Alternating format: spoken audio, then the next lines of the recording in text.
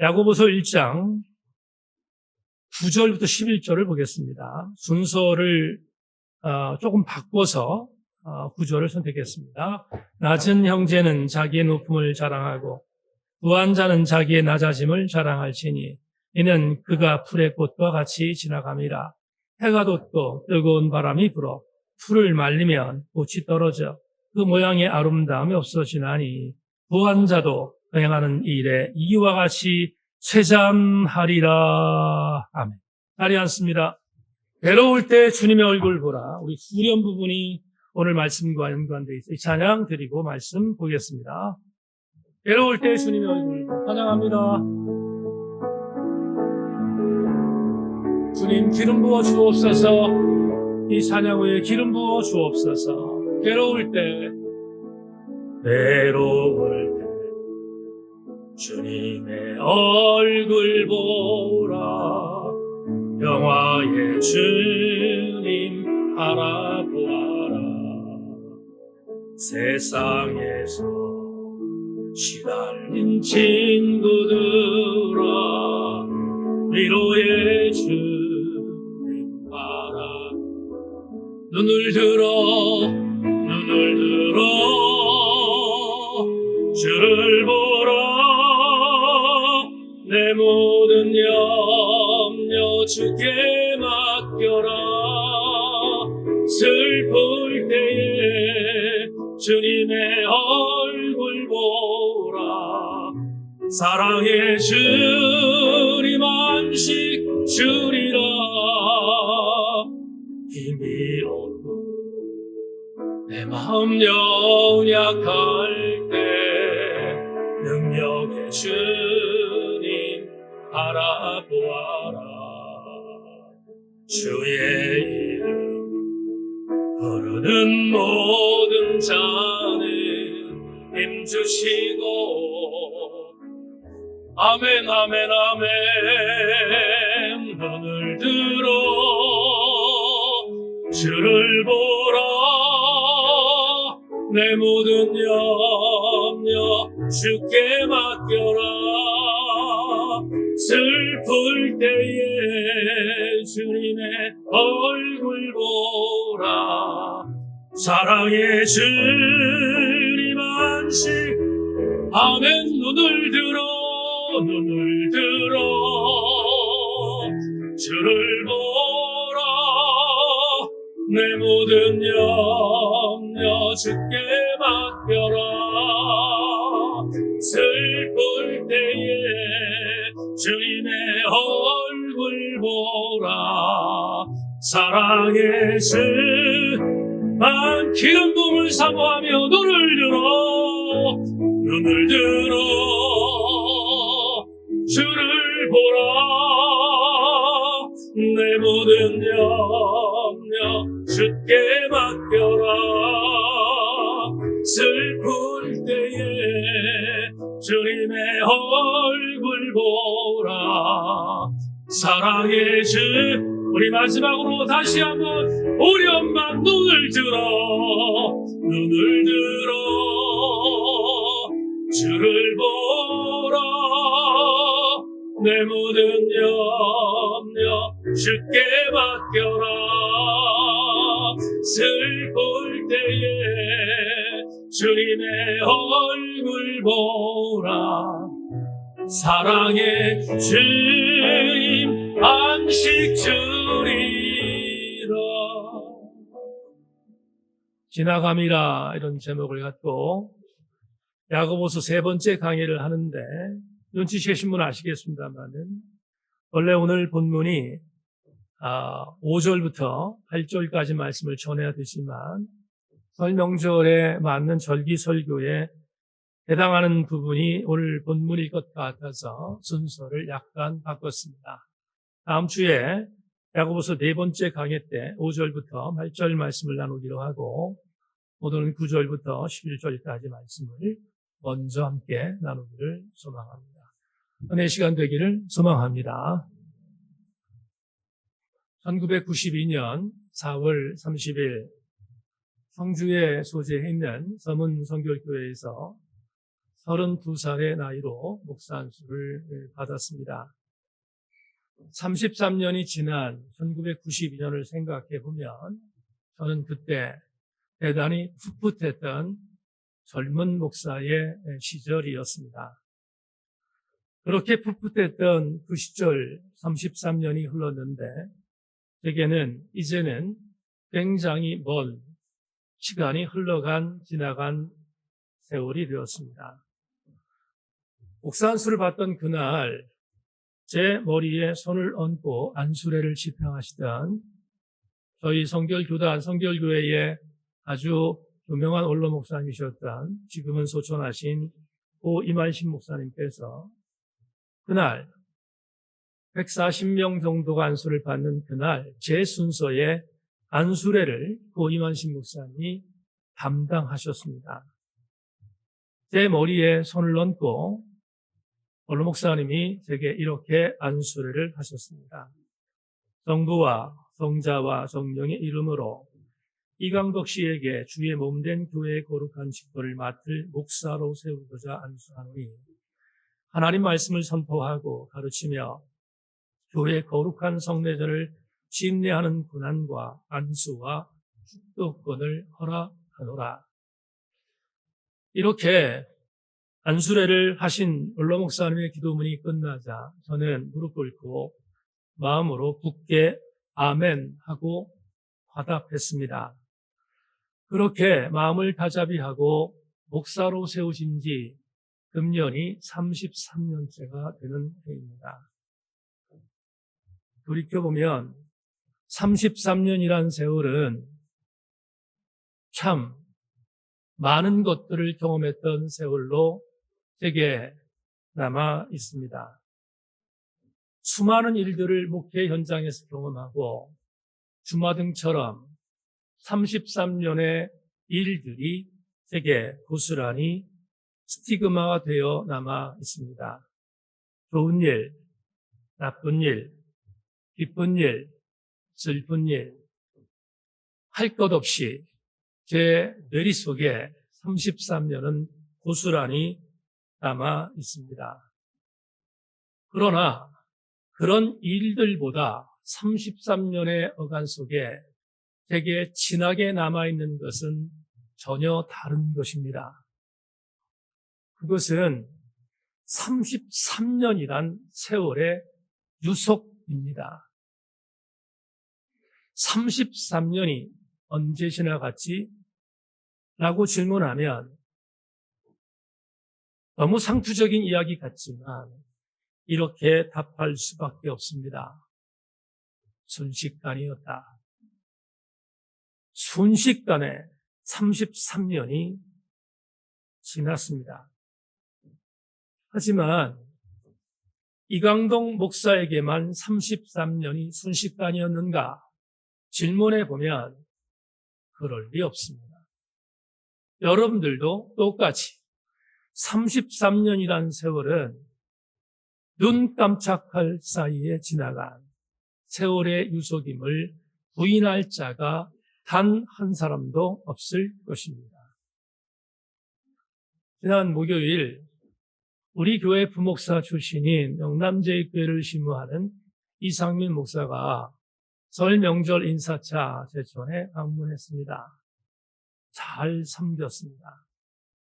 그리고 식사를 하고 차 한 잔을 마시는데 이 목사가 제게 이렇게 말했습니다.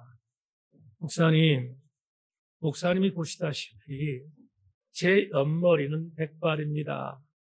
진짜 그랬습니다. 이제 40 중반을 간 넘긴 이상민 목사의 옆에 머리는 백발이었습니다. 이 친구가 이렇게 말합니다. 근데 목사님은 어떻게 흰머리 하나가 없습니까?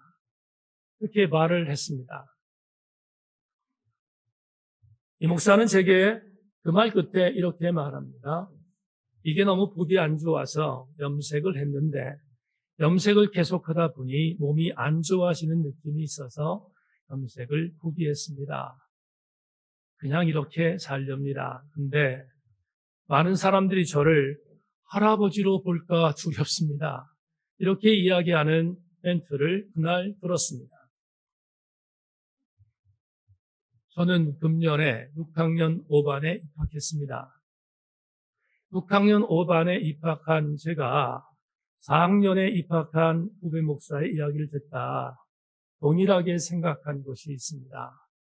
4학년이든 6학년이든 동일하게 세월은 멈추지 않는다는 점이었습니다. 우리에게 잘 알려진 성 어거스틴이 있습니다. 주택교부라고 하는 성 어거스틴이 그의 걸작품 컴패션 3회록엔 책에서 시간에 대한 이야기를 남긴 한 문장이 있습니다. 아름다움 피고 기는 것, 힘으로써 존재하며 자라나 완전한 아름다움을 이루고 다시 차츰 늙어져 사라져 가는 것입니다. 세상이 다 늙는 것은 아니지만 시들어 죽어 사라지는 것은 마찬가지입니다.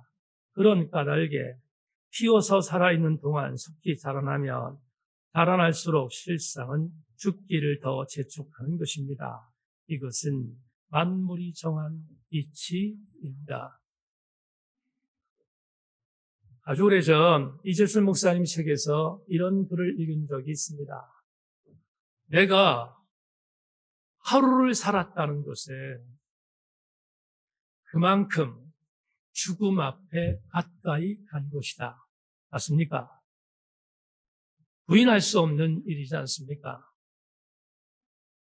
어거스틴이 말했습니다.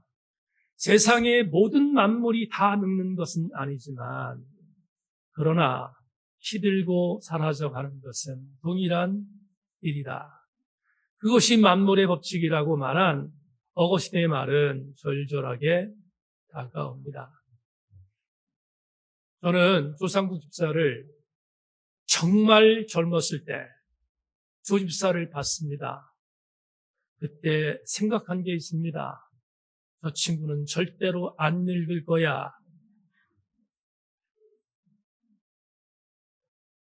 그런데 조집사를 보면 조집사도 늙고 있습니다.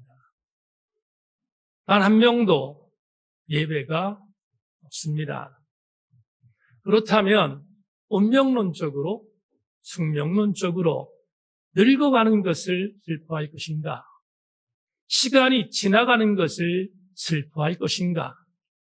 오늘 여러분에게 설 명절 고향에 찾아온 우리들의 지체들을 향해서 이번 주간 꼭 함께 나누라고 생각하는 권면이 있어 본문 순서를 바꿔 오늘 이 본문을 갖고 여러분에게 명제를 하나 드릴까 생각합니다. 시간은 지나갑니다. 시간은 절대로 붙들 수 없습니다. 붙들 수 없는 시간인 것이 우리의 숙명론이라면 그냥 무의미하게 시간을 보내는 것은 대단히 아쉽지 않겠습니까?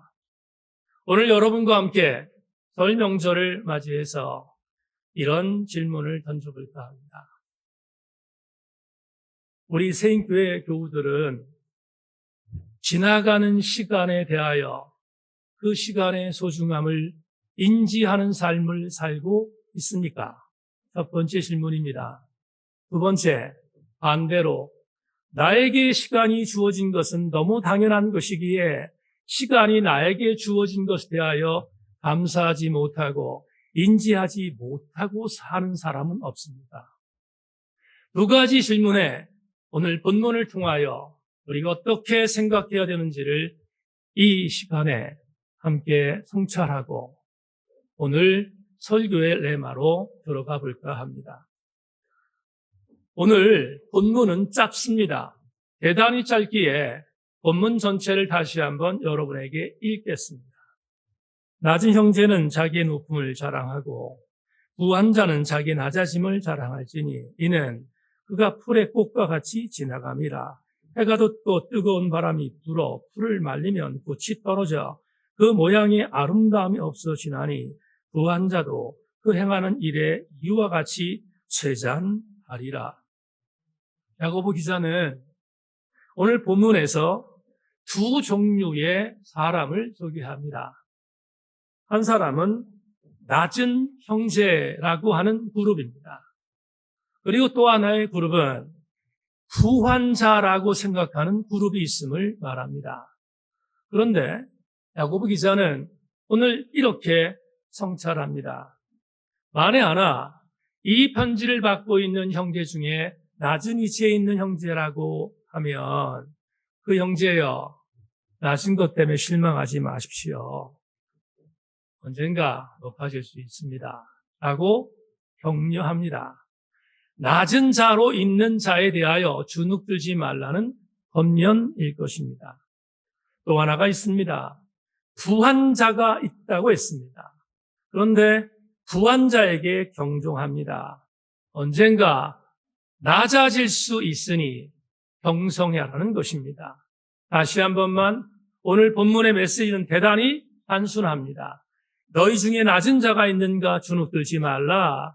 높아질 수 있을 것이다. 부한자가 있는가? 부한자여, 교만하지 말라. 낮아질 수 있음을 경성하라고 말합니다. 그런 뒤에 그 근거를 이렇게 말합니다. 풀에 꽃같이 우리의 부한 것이나 우리의 낮은 것은 뭐한다? 지나간다. 라고 설명하고 있습니다. 10절 말씀은 우리에게 별로 큰 의미로 다가오지 않는 것은 그건 우리가 이미 너무 잘 알고 있기 때문입니다. 그런데 11절은 조금 다릅니다. 오늘 본문 11절 여러분 자막을 통해서 확인하십시오. 해가 돋고 뜨거운 바람이 불어 풀을 말리면 꽃이 떨어져 그 모양의 아름다움이 없어지나니 부한 자도 그 행하는 일에 이와 같이 쇠잔하리라. 우리 주차장 건너편에 장로교회가 하나 있습니다. 장로교회 바로 앞 집에 3월이 되면 피는 꽃이 있습니다. 목련입니다. 목련. 예쁩니까? 안 예쁩니까? 여러분, 저는 목련 같은 꽃처럼 그 자태가 아름다운 것을 본 적이 없습니다. 여러분, 심재열 사모가 목련같이 예뻤습니다.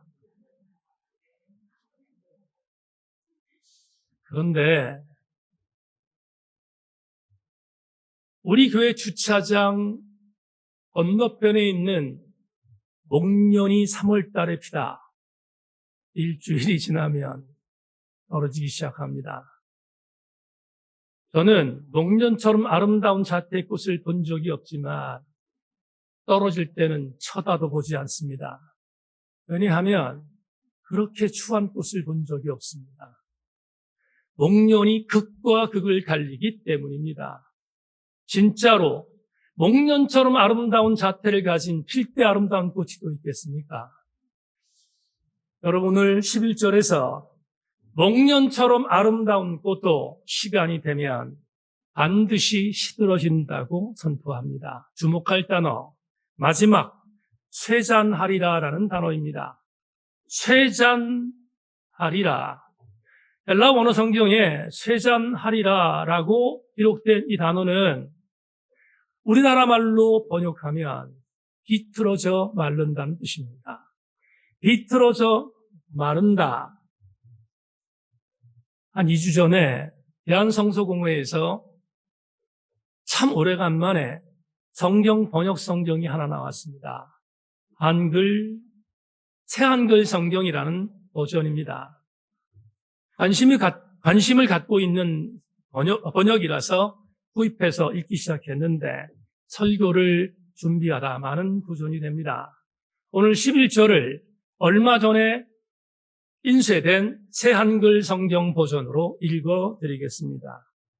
타는 듯한 열기와 함께 해가 떠올라 풀을 마르게 하니 풀의 꽃은 떨어집니다.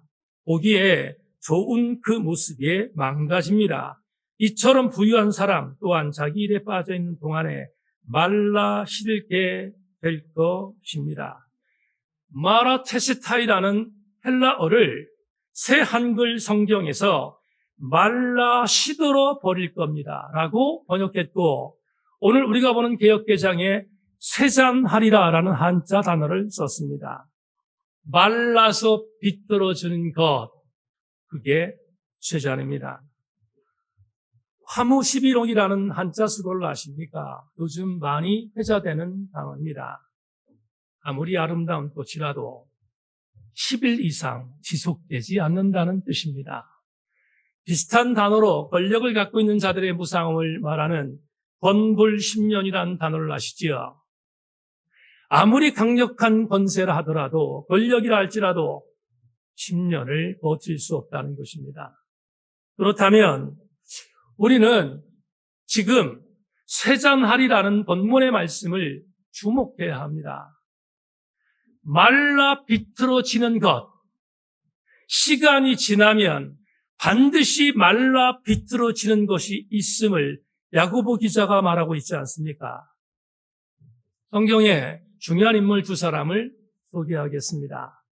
저는 누가복음의 저자인 누가를 천재라고 여깁니다. 왜냐하면 그런 누가복음서에 있는 복음의 복음서를 기가 막히게 배열했습니다.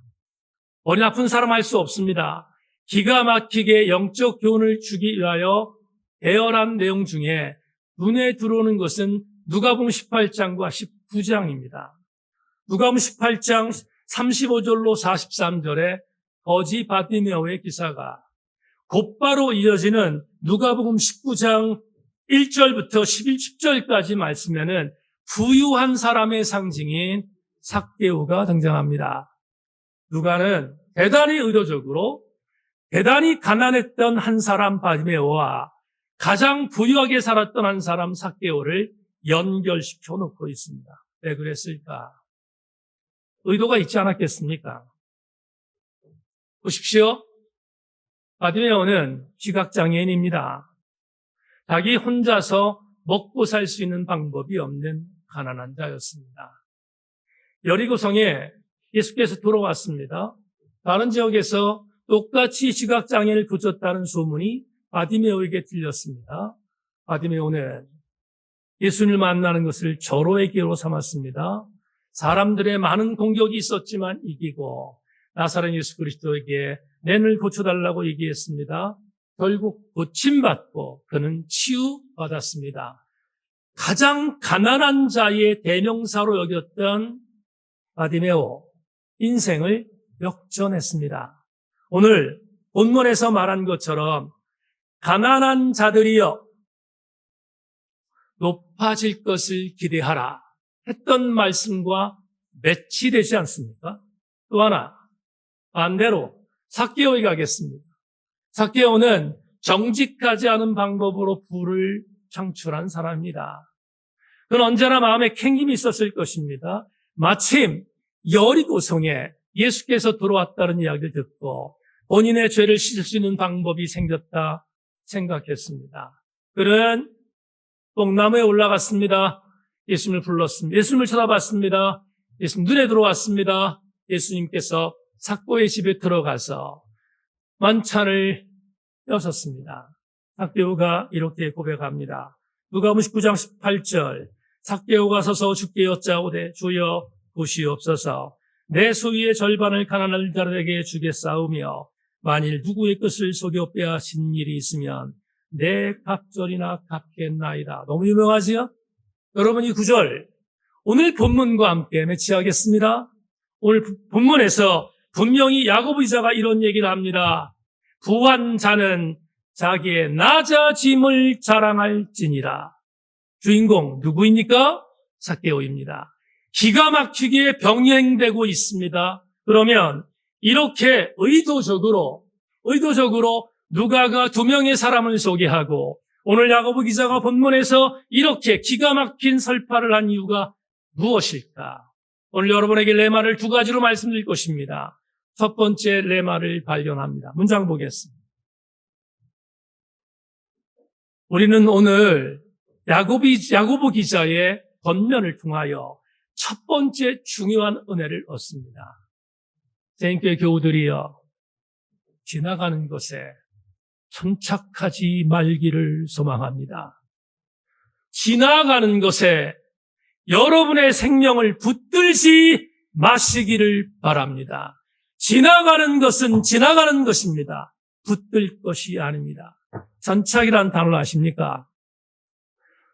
구멍을 뚫어서 거기에 지탱대를 대고 그걸 붙드는 것을 천착이라고 하지 않습니까? 지나가는 것에 대하여 천착하지 말라. 첫 번째 레마입니다. 경기도 파주에 있는 법원읍이라는 읍은 약 2만 명 정도가 사는 접경지대의 소읍이었습니다. 7년 동안 그곳에서 목회를 하다가 교회가 무너지는 것을 막기 위하여 제 목회의 터닝 포인트를 가진 것은 청년 목회였습니다. 청년들, 여러분 2만 명이 모이는 소읍에 청년들 모이는 것 쉽지 않습니다. 하지만 교회를 살릴 수 있는 방법은 장년 목회가 아니라 청년 목회인 것을 알고 7년 동안 청년들에게 목숨 걸고 목회했습니다. 진해로 떠나기 전 약 40명 정도의 청년들이 모여 무서울 것이 없는 교회로 바뀌었습니다. 그때 우리 청년들처럼 청년들을 불질렀던 문장이 있습니다. 청년 목회를 하면서 청년들에게 이렇게 설교했습니다. 젊은이 여러분, 녹슬어 없어지지 말고 닳아서 없어지십시다. 창창한 청년들을 향해서 이렇게 말했습니다. 절대로 녹슬지 말아요. 녹슬지 말고 닳아서 없어집시다. 청년들을 불질렀습니다. 물불을 가리지 않던 청년들이 교회를 섬겼습니다. 어디 청년만 그렇겠습니까? 우리는 예외입니까? 세인교회 교우들이여, 녹슬지 마십시다. 차라리 하나님 앞에 닳아서 사라집시다. 왜냐하면 닳아서 사라지는 자를 하나님이 기억하실 것이기 때문입니다. 베드로는 젊은 시절 3년 동안 예수님을 따라다니며 수많은 지난한 것을 경험했습니다. 칭찬도 받았지만 사단으로 몰렸습니다. 그런 예수 그리스도를 처절하게 부인하고 배반했습니다. 지난주 설교, 그렇게 살았던 베드로가 순교를 앞두고 2년 전에 쓴 편지가 베드로 전서라고 했습니다. 그 베드로 전서에서 베드로는 젊은 날에 본인이 정말로 녹슨 것들, 사라질 것들에 대하여 목숨을 걸었던 것을 반성하며 순교를 앞둔 2년 전 똑같은 마케도니아 지역과 로마 지역에 순교를 당해서 죽을 수 있는 디아스포라 크리스천들을 향해서 그는 편지 속에 이런 글을 남겼습니다. 베드로전서 1장 23절 25절 너희가 거듭난 것은 썩어질 씨로 된 것이 아니요 썩지 아니할 씨로 된 것이니 살아있고 항상 있는 하나님 말씀으로 되었느니라. 그러므로 모든 육체는 풀과 같고 그 모든 영광은 풀의 꽃과 같으니 풀은 마르고 꽃은 떨어지되 오직 주의 말씀은 세세토록 있도다 하였으니 너희에게 전한 복음이 곧 이 말씀이니라. 베드로의 나이 추측컨대 약 60이 되었을 즈음 그는 젊은 시절 썩어질 것들, 지나가는 것들에 붙들었던 삶을 돌이키며 순교를 앞두고 같이 순교할 디아스포라 크리스천들 향하여 이렇게 권고합니다. 여러분, 우리가 하나님의 나라에 들어갈 날이 얼마 남지 않았는데 잘 달려오셨습니다. 여러분, 썩어질 것, 시들어질 것, 쇠잔한 것을 붙들지 말고 영원한 하나님의 말씀을 붙들자고 권면합니다. 교우들이여, 저는 베드로의 이 말을 가슴에 담습니다. 야고보서 4장을 강의할 때 다시 음미하겠지만 야고보자는 비슷한 말을 합니다. 야고보 4장 14절에서 내일 일을 너희가 알지 못하는도다. 너희 생명이 무엇이냐? 너희는 잠깐 보이다가 없어지는 안개니라. 친구 목사들이 제천 내려와서 청풍 리조트에 숙소를 잡고 섬겼던 적이 있습니다. 저도 함께 1박 2일을 하면서 청풍호의 새벽을 본 적이 있습니다. 청풍호의 새벽을 보셨습니까? 물 한 개가 올라오는 장관을. 그날 물 한 개가 올라오는 것을 보고 저는 확신했습니다. 오늘 날씨는 좋을 거야. 안개는 날씨에 클라이맥스인 해가 떠오르면 사라집니다.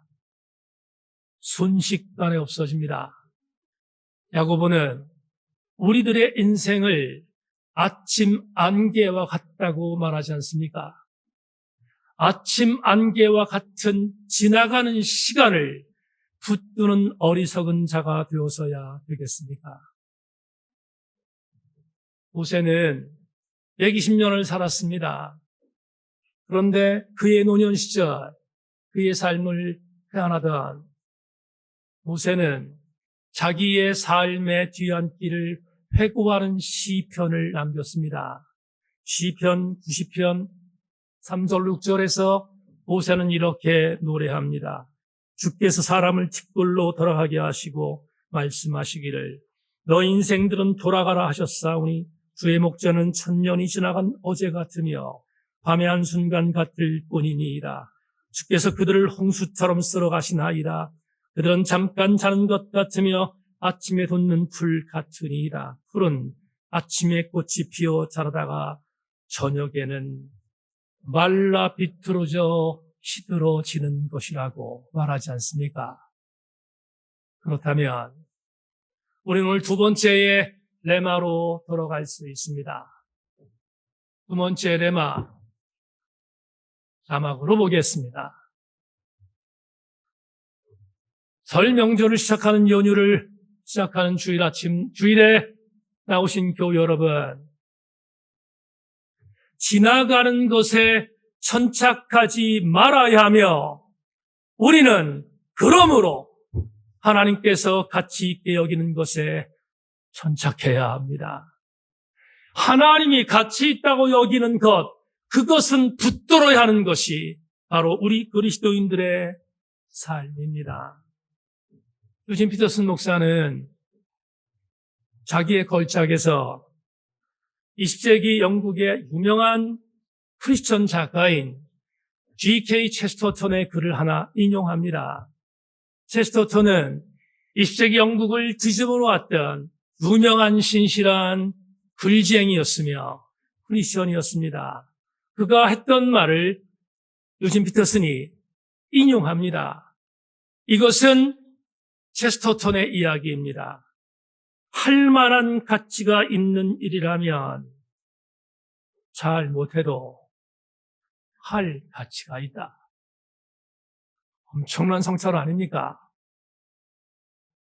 할 만한 가치가 있는 일이라면 만약에 그 일을 해서 잘 못하더라도 해야 하는 가치가 있음을 선포한 체스터턴의 갈파는 오늘을 사는 우리에게 엄청난 도전을 줍니다. 제가 마태복음 한 구절을 소개할까 합니다. 마태복음 10장 42절, 정말 중요한 성경 구절이니 주목해 주시기를 부탁합니다. 또 누구든지 제자 이름으로 익은 이 작은 자 중 하나에게 냉수한 것이라도 주는 자는 내가 진실로 너희에게 이르노니 그 사람이 결단코 상을 잃지 아니하리라 하시니라. 다 같이 아멘. 이 구절은 우리가 그렇게 놀랄 만한 구절이 아닙니다. 왜냐하면 너무 잘 알고 있는 구절이기 때문입니다. 그렇지만 저는 이 구절이 정말 좋습니다. 앞에서 인용했던 한글 성경으로, 새하늘 성경으로 이 구절을 다시 읽어드리겠습니다. 오로지 제자라고 해서 이 작은 사람들 가운데 하나에게 시원한 물이라도 한 컵 주어 마시도록 하는 사람이 있다고 합시다. 그런 사람은 누구든 보상을 절대로 잃어버리지 않을 것입니다. 설명하겠습니다. 예수께서 제자들이 때가 되어 제자들을 마을로 보내며 파송할 때 이 말씀을 하셨습니다. 제자들에게 이렇게 말한 겁니다. 제자들아, 이제 너희들은 세상으로 나가 복음을 증거할 때가 됐다. 나가는데 내 몇 가지만 이야기하겠다. 그리고 서두에 이 말씀을 하셨습니다. 제자에게, 제자들아, 세상에 나가면 많은 핍박을 당할 수 있다.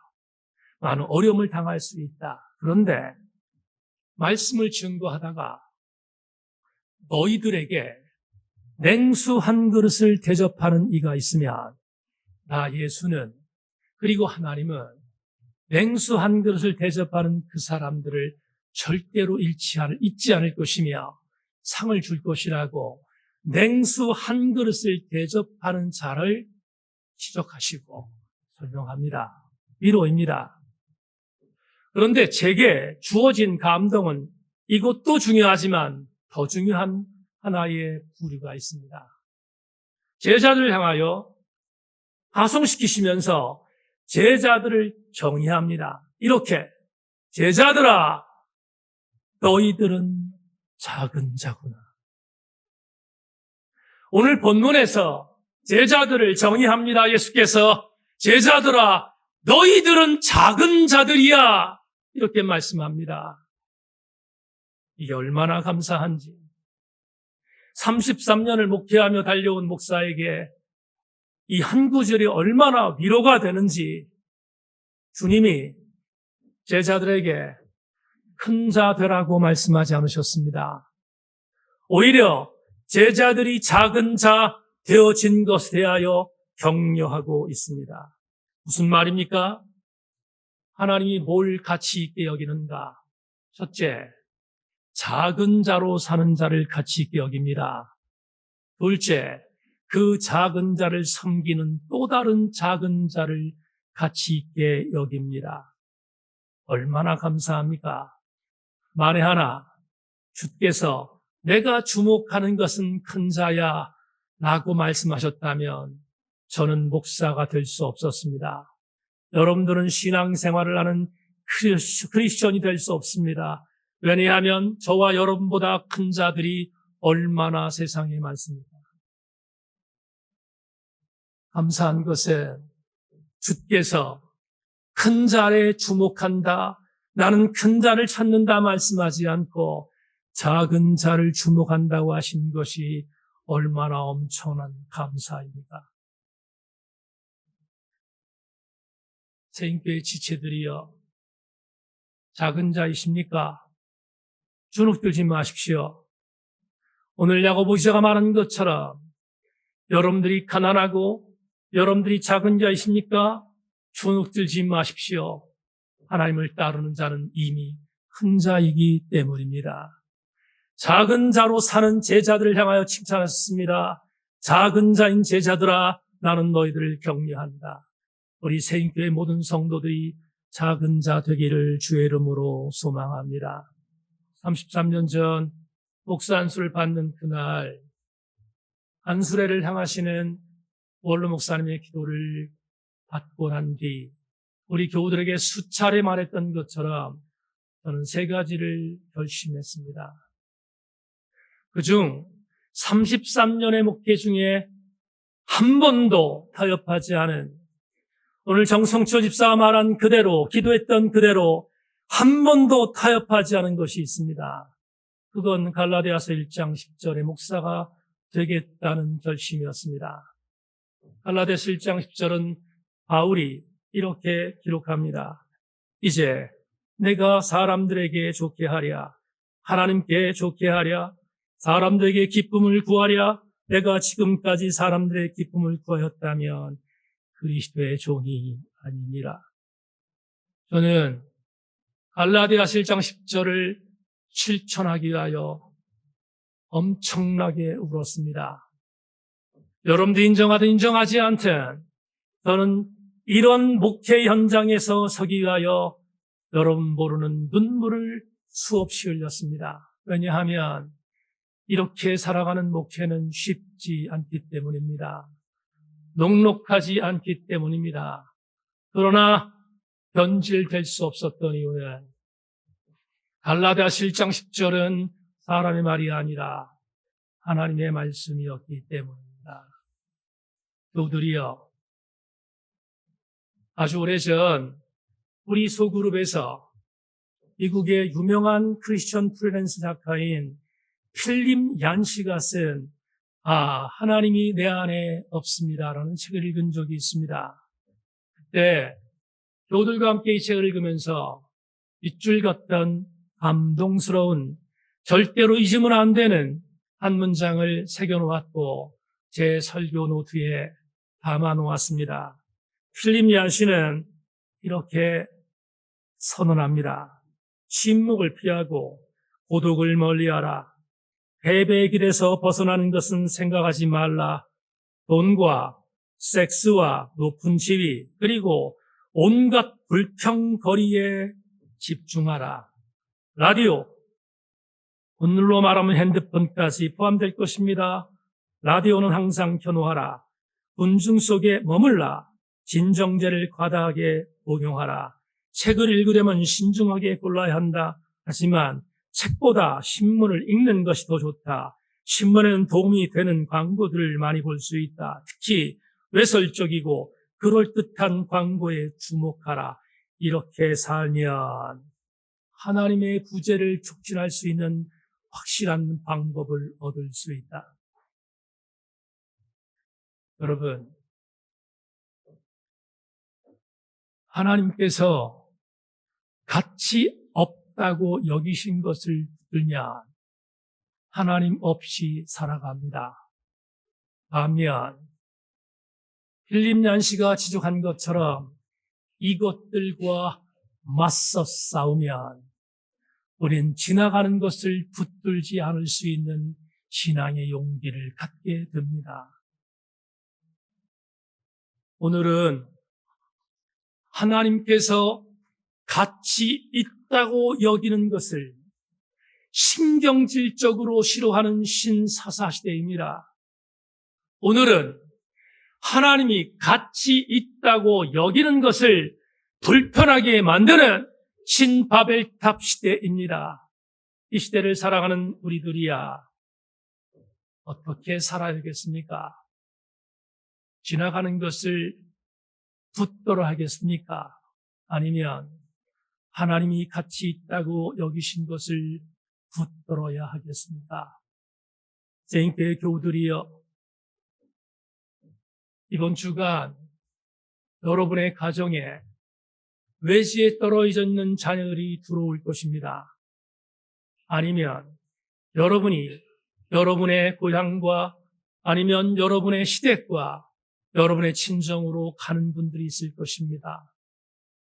그때 이번 설 명절은 가족을 만나는 것으로 끝나지 말고 만난 가족들에게 하나님께서 가치 있다고 여기는 것을 소개하고 소개한 뒤에 하나님이 가치 있게 여기는 것을 붙들어야 한다고 권면하는 명절 되기를 소망합니다.